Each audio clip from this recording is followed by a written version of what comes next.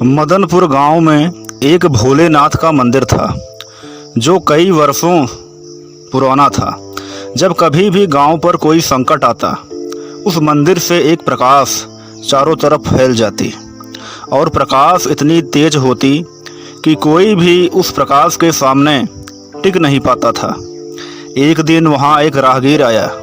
उसका नाम महेश था। महेश ने एक आदमी जिसका नाम पवन था उससे बोला, अरे भैया सुनो, मुझे खालिशपुर के लिए जाना है, लेकिन रात बहुत हो गई है, तो क्या मैं यहाँ रुक सकता हूँ? तो पवन बोलता है, आप जाकर एक बार प्रधान जी से मिल लीजिए, वहीं आपको यहाँ रुकने की अनुमति प्रदान कर सकते हैं। तो महेश बोलता है, अच्छा ठीक है। महेश वहाँ से प्रधान जी के पास निकल जाता है और प्रधान के पास जाकर बोलता है, प्रधान जी, मुझे कल सुबह तक के लिए यहाँ रुकना है। मुझे खालिशपुर जाना है, लेकिन रात बहुत हो गई है, तो मैं इस समय नहीं जा सकता। प्रधान जी बोलते हैं, कोई बात नहीं, आप हमारे गांव में रुक सकते हैं। तो महेश बोलता है, आपका बहुत बहुत धन्यवाद। प्रधान महेश को अपने घर में रोक लेता है और महेश का बहुत आदर सम्मान करता है। लेकिन रात को महेश सोता नहीं है, मंदिर की तरफ जाता है और प्रधान जी उसे मंदिर की तरफ जाते हुए देख लेते हैं। प्रधान भी महेश के पीछे पीछे जाते हैं। प्रधान जी बोलते हैं, क्या बात है महेश, आप इतनी रात को मंदिर के पास क्यों घूम रहे हो? महेश बोलता है, मुझे यहाँ से कुछ आवाज़ और प्रकाश दिखाई दिया, इसलिए मैं यहाँ आ गया। प्रधान जी बोलते हैं, ये हमारे गांव का सबसे पुराना मंदिर है। जब भी गांव पर कोई आफत आती है तो ये मंदिर हमारी रक्षा करती है। तो महेश बोलता है, यहाँ कोई नागिन है क्या? तो प्रधान आश्चर्यचकित होकर बोलते हैं, आपको कैसे पता? महेश बोलता है, मुझे ऐसा महसूस हुआ जैसे यहाँ कोई नागिन है। प्रधान बोलता है, कौन हो तुम? महेश बोलता है, मैं महेश हूँ। प्रधान बोलता है, तुम कोई और हो, तभी तुमको ये पता चला कि यहाँ पर कोई नागिन है। प्रधान की आवाज़ सुनकर और भी लोग आ जाते हैं और गांव के लोग बोलते हैं, क्या हुआ प्रधान जी? तो प्रधान बोलता है, इसे हमने मेहमान समझकर अपने घर और गांव में रखा, लेकिन ये कोई साधारण आदमी नहीं है, इसे पता है कि यहाँ नागिन है। तो महेश बोलता है, मैं सपेरा हूँ और मैं इस नागिन की खोज में ही आया हूँ। मुझे कैसे भी ये इच्छाधारी नागिन चाहिए। तो प्रधान बोलता है, इस इच्छाधारी नागिन को तुम यहाँ से नहीं ले जा सकते। इतने में इच्छाधारी नागिन सामने आ जाती है और महेश से बोलती है, क्यों आए हो तुम यहाँ?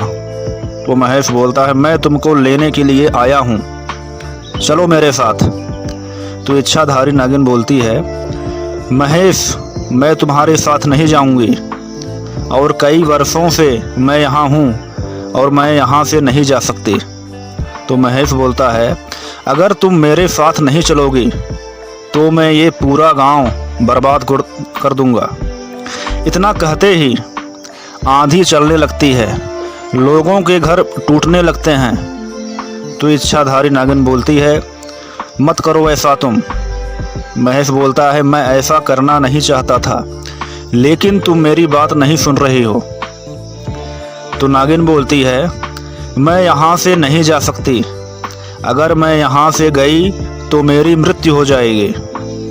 तो महेश बोलता है, और अगर तुम मेरे साथ नहीं गई तो तुम्हारे बचपन का गांव नष्ट हो जाएगा, उस पर संकट है। तो नागिन बोलती है, कैसा संकट? महेश बोलता है, वहाँ एक अघोरी ने अपना डेरा डाल लिया है और वह लोगों को बहुत परेशान करता है। अगर तुम नहीं जाओगी तो वह सबको मार डालेगा। सिर्फ तुम ही उससे लड़ सकती हो। वह शक्ति मेरे पास भी नहीं है जो तुम्हारे पास है। प्रधान बोलता है, इच्छाधारी नागिन, तुम यहाँ से ही कुछ ऐसा करो कि उस अघोरी को उसके कर्मों का फल मिले।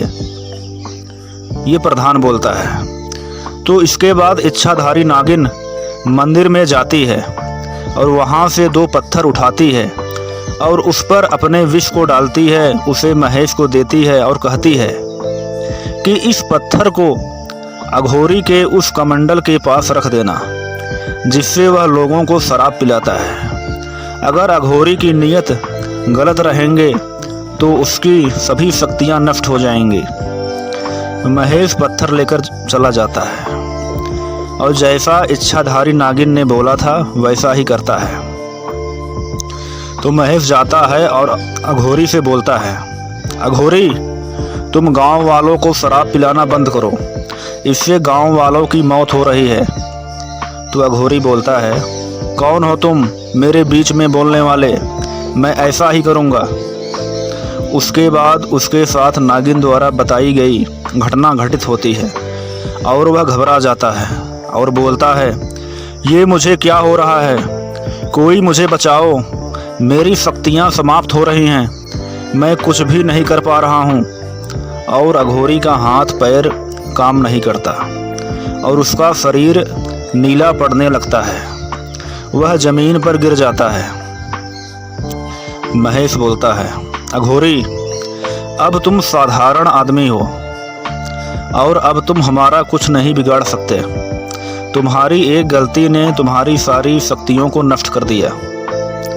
इतने में नागिन की छाया सबको दिखाई देती है। नागिन बोलती है, ये तुम्हारे कर्मों का फल है महेश। महेश ने तुमको पहले ही समझाया था। फिर अघोरी बोलता है, मुझसे बहुत भारी गलती हो गई, नागिन मुझे क्षमा कर दो, मुझे बचा लो और मेरी शक्तियों को वापस कर दो। नागिन बोलती है, मैं तुम्हारी जान बचा सकती हूँ, लेकिन तुम्हारी शक्तियों को मैं तुम्हें वापस नहीं कर सकती। जो होना था हो गया, अब तुम फिर से तपस्या करो, फिर तुम्हें तुम्हारी शक्तियाँ वापस मिलेंगी। अघोरी ऐसा सुनकर अपनी गलती को महसूस करता है और सबसे क्षमा मांगता है। इस तरह इच्छाधारी नागिन 2 गांवों की रक्षा करती है। तो इस कहानी से हमें यह शिक्षा मिलती है, कभी किसी का अहित नहीं करना चाहिए। अगर आप किसी का अहित करते हो तो आपका भी अहित होगा, जैसे अघोरी का हुआ। तो दोस्तों, ये कहानी आपको कैसा लगा आप कमेंट के माध्यम से बताइए और लाइक करिए।